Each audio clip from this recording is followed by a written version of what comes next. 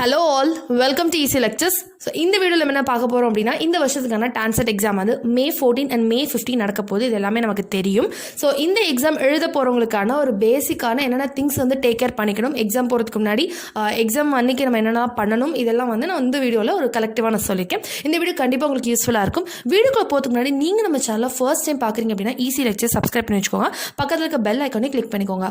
அப்போ தான் நான் போடுற வீடியோஸ் எல்லாமே உங்களுக்கு நோட்டிஃபிகேஷன் வரும், நீங்களும் மிஸ் பண்ணாமல் பார்க்கலாம். ஸோ வாங்க வீடியோக்குள்ளே போகலாம். ஃபர்ஸ்ட் நம்ம பார்க்க போகிறது என்னென்னா பிஃபோர் எக்ஸாம். ஸோ எக்ஸாம் போகிறதுக்கு முன்னாடி நம்ம என்ன பண்ணணும் அப்படிங்கிறது அப்படின்னா, ஸோ வந்து ரிவிஷன். இது வரைக்கும் நீங்கள் வந்து ரொம்ப நாளாக படிச்சிருந்துருக்கலாம், இல்லை வந்து நான் படிக்கவே இல்லை, அந்த 1 வீக்காக தான் பார்க்குறேன் அப்படின்னு இருக்கலாம், இல்லை வந்து ஒன்லி இம்பார்ட்டன்ட் டாபிக்ஸ் மட்டும் தான் கவர் பண்ணிக்கேன், கொஸ்டின் பேப்பர்ஸ் மட்டும் தான் கவர் பண்ணிக்கேன், இப்படின்னு ஒவ்வொருத்தரும் ஒவ்வொரு கேட்டகரியில் இருப்பீங்க. ஸோ நீங்கள் எல்லாருமே எவ்வளோ தூரம் படிச்சிருக்கீங்களோ அதெல்லாம் ஓகே. ஒரு படிக்கிறது எவ்வளோ முக்கியமோ அதே அளவுக்கு ஒரு எக்ஸாமுக்கு ரிவிஷனுங்கிறது ரொம்ப ரொம்ப முக்கியம். ஸோ நீங்கள் படித்த எல்லா டாப்பிக்குமே ஓரளவுக்கு ஒன்ஸ் ரிவைஸ் பண்ண பாருங்கள். என்னுடைய சஜஷன் என்ன அப்படின்னா, நீங்கள் ME MTech எழுத போகிறீங்க அப்படின்னா, ஸோ நீங்கள் சண்டே உங்களுக்கு மார்னிங் எக்ஸாம் இல்லையா, ஸோ 1 day பிஃபோர் நீங்கள் வந்து படித்த எல்லாத்தையுமே ரிவைஸ் பண்ணிடுங்க. ரிவைஸ் பண்ணுறப்போ ரிவைஸ்னால் டாப் டு பாட்டம் திருப்பி ஃபுல்லாக பார்க்கணும்ல, அப்படியே நீங்கள் பார்த்துட்டே வாங்க. ஒரு அந்த இம்பார்ட்டன்ட் ஃபார்முலாஸ் திருப்பி ஒரு பார்ட்லேயுமே ரிப்பீட்டடாக ஒரு இடத்துல இந்த மாதிரி கொஷின்ஸ் கேட்டுட்ருப்பாங்க.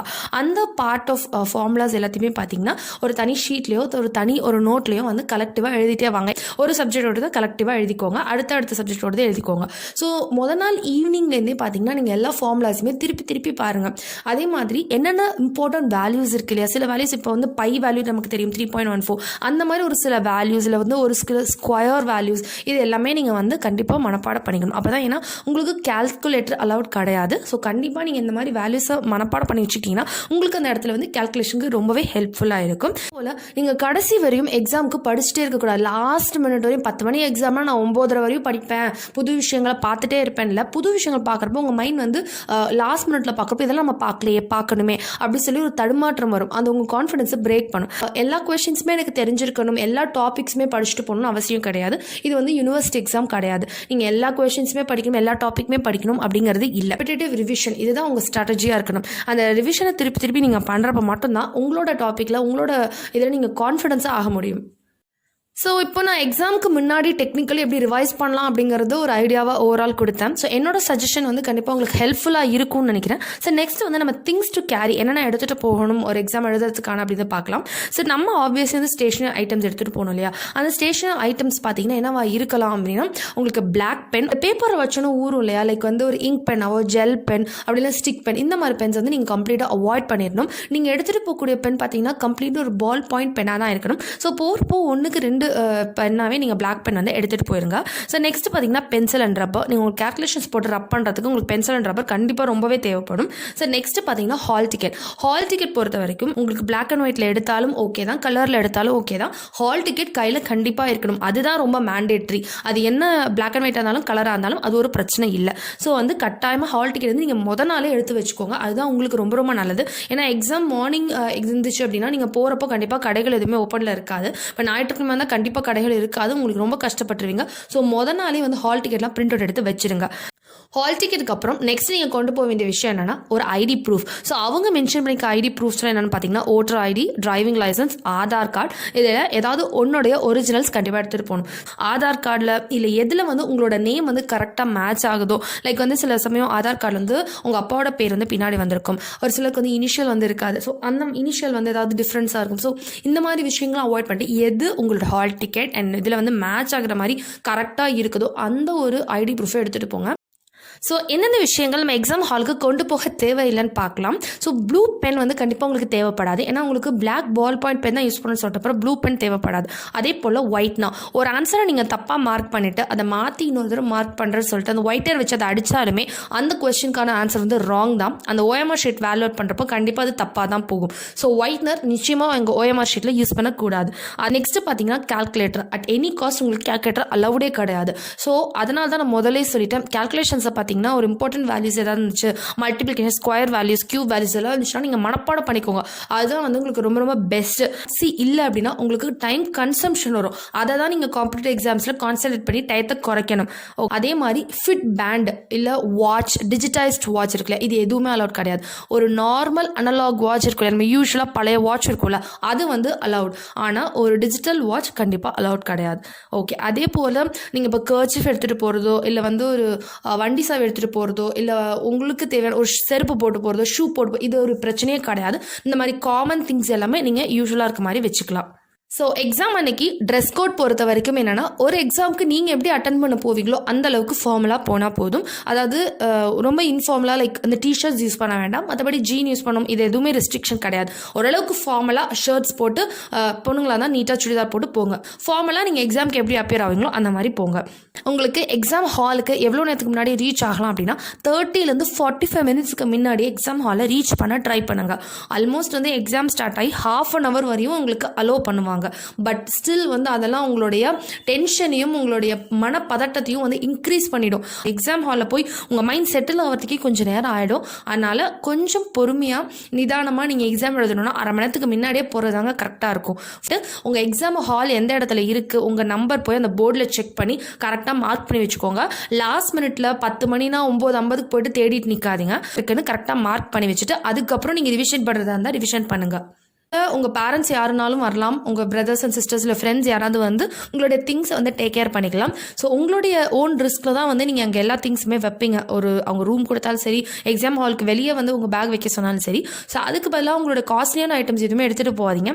மோஸ்ட்லி உங்கள் ஃபோனாக இருந்தால் கூட யாராவது உங்களுக்கு தெரிஞ்சவங்க, உங்கள் ஃப்ரெண்ட்ஸ் யாராவது வந்தாங்கன்னா அவங்கள்ட்ட கொடுத்து வச்சுக்க சொல்லுங்கள். ஸோ அதே போல் நீங்கள் என்ன கொண்டு போகணும் எக்ஸாம் ஹாலுக்கு அப்படின்னா, உங்களுடைய mask and gloves and hand sanitizer, இது 3மே ரொம்ப ரொம்ப இம்பார்ட்டன்ட். ஸோ மாஸ்க் ஆல்வேஸ் வந்து மேண்டேட்ரியாக போட்டுகிட்டே இருங்க. க்ளவுஸ் வந்து ஜஸ்ட் கையில் வச்சுக்கோங்க. இன்கேஸ் அவங்க போட சொன்னால் மட்டும் போடுங்க. அந்த சர்ஜிக்கல் க்ளவுஸ்ன்னு சொல்லிட்டு மெடிக்கல் ஷாப்பில் கிடைக்கும். அது மோஸ்ட்லி எடுத்துகிட்டு போனீங்க அப்படின்னா உங்களுக்கு கொஞ்சம் பெட்டராக இருக்கும். இன்கேஸ் அவங்க போட்டுட்டு கண்டிப்பாக எக்ஸாம் எழுதணும் அப்படின்னு சொன்னாங்கன்னா, இல்லைனா ஜஸ்ட் ஒரு இதுக்காக நீங்கள் கண்டிப்பாக கையில் வச்சுக்கோங்க. இன்கேஸ் கடைசி நேரத்தில் க்ளவுஸ் இல்லாமல் என்டர் பண்ண விட மாட்டேன்னு சொன்னாலும் சொல்லலாம். அதுக்காக க்ளவுஸையும் ஹேண்ட் சானிடைசரும் கையிலே வச்சுக்கோங்க. என்னன்னா, எக்ஸாம் ஹால்குள்ளே போனதுக்கப்புறம் உங்களுக்கான ப்ரூஃப் எல்லாம் செக் பண்ணிட்டு உங்களுக்கு எங்கே சைன் போட சொல்கிறாங்களோ அவங்கள கரெக்டாக சைன் பண்ணிட்டு உங்களோட நம்பரை கரெக்டாக எழுதுங்க. அண்ட் எழுதிட்டு ரொம்ப ரொம்ப உங்கள் மைண்டை வந்து காமாக வச்சுக்கோங்க. ஸோ கொஸ்டின் பேப்பர்ஸ் பார்க்க ஆரம்பிங்க. அண்ட் OMR ஷீட் உங்களுக்கு கொடுப்பாங்க. ஸோ கொஸ்டின் பேப்பர்ஸ் பார்க்குறப்போ உங்களுக்கு வந்து எடுத்தோடனே சில கொஸ்டின்ஸ் உங்களுக்கு தெரியாமல் இருக்கலாம். அது எதையுமே நினச்சிருந்து நீங்கள் டென்ஷன் ஆகிடக்கூடாது. உங்கள் மைண்டை வந்து நீங்கள் பதட்டப்படுத்திடக்கூடாது. ஸோ ரொம்ப ரிலாக்ஸ்டாக உங்களுக்கு தெரிஞ்ச கொஷின்ஸ் எல்லாம் கண்டிப்பாக வரும் அப்படின்னு சொல்லிட்டு தெரிஞ்ச கொஷின்ஸ் எல்லாம் கடக்கடன்னு பார்த்து சால்வ் பண்ண ஸ்டார்ட் பண்ணுங்கள். மோஸ்ட்லி பார்த்தீங்கன்னா டான்செட்டில் வந்து ப்ராப்ளம்ஸ் எவ்வளோ கேட்குறாங்களோ அதே அளவுக்கு தியரி கொஷின்ஸு கேட்பாங்க. ஸோ தியரி கொஷின்ஸ் எல்லாம் கரெக்டாக இது பண்ணிடுங்க. ஸோ இன்னொன்று என்னென்னா, OMR ஷீட்டில் லாஸ்ட்டாக ஷேட் பண்ணிக்கலாம் அப்படின்னு சொல்லிட்டு எடுத்து வைக்காதீங்க. சில சமயம் அது உங்களுடைய டயத்தை வந்து கில் பண்ணலாம். அதாவது நீங்கள் இன்னும் நிறைய கொஷின்ஸ் வந்து சால்வ் பண்ணுறதுக்கு இருக்கலாம். அப்போ நீங்கள் ஏற்கனவே சால்வ் பண்ண கொஷின்ஸை இன்னும் ஷேட் பண்ணாமல் வச்சுருப்பீங்க. ஸோ அதுக்காக தான் சொல்கிறேன், எல்லா கொஷின்ஸுமே அட்டன் பண்ணணுன்ற எண்ணத்தோட போகாதீங்க. 50-60 கொஷின் கிட்ட அட்டன் பண்ணுங்க. கண்டிப்பாக வந்து உங்களுக்கு தெரிஞ்சதாக தான் இருக்கும் அப்படின்ற நம்பிக்கையோடு போங்க. இது நெகட்டிவ் மார்க்கிங் இருக்குது அப்படிங்கிறதையும் ஞாபகத்தில் வச்சுக்கோங்க. கொஷின் பேப்பர் பொறுத்த வரைக்கும் பார்த்தீங்கன்னா, உங்களுக்கு கொஷின் பேப்பர் பேக் சைட்லேயே 2 ஷீட் வந்து ரஃப் ஷீட்ஸ் கொடுத்துருப்பாங்க. அந்த ரஃப் ஷீட்ஸ் பார்த்தீங்கன்னா தான் உங்களுடைய கேல்குலேஷன்ஸ்க்கெல்லாம் நீங்கள் யூஸ் பண்ணக்கூடிய ஒரே ஷீட்டு. ஸோ அதை வந்து நீங்கள் கிழிச்சு எடுத்துகிட்டு வந்துடக்கூடாது. அதே போல் பார்த்தீங்கன்னா, அவங்கக்கிட்ட கொடுக்குறப்பையும் அதை வந்து கிளியராக டேமேஜ் ஆகாமல் அவங்கக்கிட்ட ரிட்டர்ன் பண்ணுறப்ப பண்ணணும். அதே போல் அந்த ஷீட்டுக்கு மேலே எக்ஸ்ட்ரா ஷீட்டும் நீங்கள் கேட்டால் கொடுக்க மாட்டாங்க. ஸோ அதனால தான் நான் பென்சில் அண்ட் ரப்பர் எடுத்துகிட்டு போக சொன்னதே. ஸோ நெக்ஸ்ட் என்னென்னா, கொஷின் பேப்பரில் எந்த ஒரு மார்க்கும் பண்ணாதீங்க. நெக்ஸ்ட் வந்து OMR ஷீட்ஸ் பற்றி பார்க்கலாம். ஸோ OMR ஷீட் பொறுத்த வரைக்கும் உங்களுக்கே தெரியும் இல்லையா, இப்போ வந்து ஒரு கொஸ்டின் இருக்குது அப்படின்னா 4 கரெக்டாக வந்து ஆப்ஷன்ஸ் இருக்கும், ABCDன்ட்டு. ஸோ இந்த ஆப்ஷன்ஸில் வந்து நீங்கள் கரெக்டான ஒரு ஆப்ஷனை சூஸ் பண்ணி இங்கே இது பண்ணணும், ஷேட் பண்ணணும் இல்லையா. ஸோ இதை வந்து நீங்கள் கரெக்டாக ஷேட் பண்ணணும். அதாவது வந்து ஃபுல்லாக ஷேட் பண்ணணும். இந்த மாதிரி ஒரு பாதியாவோ இல்லை வந்துட்டு இப்படி ஒரு கேப் இருக்கக்கூடிய மாதிரி இது பண்ணாமல் ஃபுல்லாகவே அந்த ரவுண்டை வந்து ஃபுல்லாகவே நீங்கள் ஷேட் பண்ணணும். அண்ட் இதை ஷேட் பண்ணுற பார்த்தீங்கன்னா கரெக்டான ஆன்சரை ஷேட் பண்ணுங்கள். நான் வந்து சியை ஷேட் பண்ணதுக்கப்புறம் இல்லை எனக்கு D தான் ஆன்சராக இருக்குமோன்னு டவுட் இருந்தாலும் இந்த கொஸ்டின் வந்து ராங் தான். 2 ஆப்ஷனை வந்து கண்டிப்பாக ஷேட் பண்ணிங்கன்னா அது 2 ஆப்ஷன் தான் எடுத்துக்கிட்டு அந்த கொஸ்டின் ராங்காக தான் இருக்கும். உங்களுக்கு கண்டிப்பாக ஒரு நெகட்டிவ் மார்க்கிங் நிச்சயமாக வரும். ஸோ வந்து ஏதாவது ஒரு ஆப்ஷனை கரெக்டான ஆப்ஷனை கரெக்டாக ஃபுல்லாக வந்துட்டு ஃபில் பண்ணி ஒரு ஷேட் பண்ணுங்கள். எந்த ஒரு கேப்போ எந்த ஒரு இதுவும் இல்லாமல் ஃபுல்லாக ஷேட் பண்ணுங்கள். அதே போல் உங்களோட OMR ஷீட்டில் இப்போ ஒரு ஆப்ஷனில் வந்து நீங்கள் கொஞ்சம் டாட் வச்சுட்டு இன்னொரு ஆப்ஷனை வந்து ஃபுல்லாகவே வந்து ஷேட் பண்ணாலுமே அந்த இன்னொரு ஆப்ஷனையும் அது வந்து கரெக்டாக எவாலுவேட் பண்ணாது. OMR ஷீட்ஸ் எல்லாம் வந்துட்டு மேனுவலாக எவாலுவேட் பண்ணுறது கிடையாது, உங்களுக்கு நல்லாவே தெரியும். ஸோ கரெக்டான ஷேட் பண்ணுங்கள். உங்களோட ஒவ்வொரு மார்க்குமே உங்களுடைய காம்படிஷன் வந்து இன்க்ரீஸ் பண்ணிவிடும். எந்த கொஷின்ஸ் தெரியலையோ அதை அப்படியே அழகாக விட்டுட்டே வாங்க. எந்த கொஷின்ஸ் தெரியுதோ நல்ல கான்ஃபிடென்ட்டாக இருக்கீங்களோ அந்த கொஷின்ஸ் எல்லாம் கடகடன் அட்டன் பண்ணிடுங்க. ஸோ எல்லா கொஷின்ஸுமே அட்டன் பண்ணணும் அப்படின்னு சொல்லிட்டு நெகட்டிவ் மார்க்கிங் தயவு செஞ்சு வாங்காதீங்க. அட்டன் பண்ணாத ஃப்ரீயாக விட்டுறீங்களா, இப்போ 4 ஆப்ஷனுமே நீங்கள் கிளிக் பண்ணலை அப்படின்னா, ஷேட் பண்ணலை அப்படின்னா அந்த ஆப்ஷன் பார்த்தீங்கன்னா அன்ஆன்சர்டு, அதாவது ஆன்சர் பண்ணாத கொஷின் தான் அர்த்தம். இதுக்கு வந்து கண்டிப்பாக நெகட்டிவ் மார்க்கிங் அப்படிங்கிறது கிடையாது. ஸோ பயப்பட தேவையில்லை. ஸோ அவ்வளோதான். உங்களுக்கு எக்ஸாம் முடிஞ்சதுக்கப்புறம் பார்த்தீங்கன்னா உங்களுடைய question paper as well as உங்களோட OMR ஷீட்டு, அந்த கொஷின் பேப்பரோட இருக்கக்கூடிய ரஃப் ஷீட் அதையும் சேர்ந்தே நீங்கள் ரிட்டர்ன் பண்ணிடணும். அண்ட் நீங்கள் எடுத்துகிட்டு போகக்கூடிய ஹால் டிக்கெட் இருக்கு இல்லையா, எக்ஸாம் முடிஞ்சதுக்கப்புறம் தயவுசெய்து தூக்கி போட்டுறாதீங்க. அன்டில் உங்கள் அட்மிஷன் வரையும் உங்கள் ஹால் டிக்கெட் உங்களுக்கு கண்டிப்பாக தேவைப்படும். உங்களோட சாஃப்ட் காப்பியை மறக்காமல் மெயிலில் வந்து ஸ்டோர் பண்ணி வச்சுக்கோங்க. ஸோ இந்த வீடியோவில் டான்செட் எக்ஸாம் அட்டன் பண்ணுறவங்களுக்கான டவுட்ஸ் அண்ட் சந்தேகங்கள் ஏதாவது இருந்துச்சுன்னா அதை நான் கிளாரிஃபை பண்ணிக்க நம்புகிறேன். இதுக்கு மேலேயும் உங்களுக்கு ஏதாவது ஒரு கேள்வி இருந்துச்சு அப்படின்னா அது கமெண்ட்டில் சொல்லுங்கள். கண்டிப்பாக நான் அந்த டவுட் வந்து கிளாரிஃபை பண்ணி வைக்கிறேன். ஸோ இது போல் நீங்கள் படிச்சிருப்பீங்க இல்லையா, படிக்கிறது எவ்வளோ முக்கியம், அதே அளவுக்கு ரிவிஷன் முக்கியம், அதே அளவுக்கு எக்ஸாமில் உட்காந்து எழுதுறதும் முக்கியம். ரொம்ப ரொம்ப அமைதியாக உங்கள் மைண்டை வச்சுக்கோங்க அண்ட் கான்ஃபிடென்ட்டாக இருங்க. பயப்படாமல் எக்ஸாம் வந்து அப்பியர் பண்ணுங்கள். அண்ட் வந்து முக்கியமான விஷயம் என்னென்னா, எக்ஸாம் எழுதுகிறப்போ நமக்கு தாட்ஸ் வந்து நிறைய வரும். வச்சுட்டு அந்த 3 மணி நேரம் உங்களோட டைம், நீங்கள் படித்த டைமை யூட்டிலைஸ் பண்ணிக்கிட்டா தான் நீங்கள் என்ன நினச்சிங்களோ அதை லைஃப்பில் அச்சீவ் பண்ணி அடுத்த லெவலுக்கு போக முடியும். அந்த நம்பிக்கையோட இந்த எக்ஸாமை நீங்கள் நல்லபடியாக அட்டன் பண்ணுவீங்கன்னு நான் வந்து உங்களுக்கு வாழ்த்துறேன். And all the best for everyone who are appearing for TANCET 2022. And இந்த வீடியோ உங்களுக்கு கண்டிப்பாக ஹெல்ப்ஃபுல்லாக இருக்கும்னு நினைக்கிறேன். இந்த வீடியோ உங்களுக்கு பிடிச்சிச்சு அப்படின்னா லைக் பண்ணுங்கள், உங்கள் ஃப்ரெண்ட்ஸுக்கு யூஸ்ஃபுல்லாக நினச்சிங்கன்னா ஷேர் பண்ணுங்கள் and subscribe to ECE Lectures. Thank you for வாட்சிங்.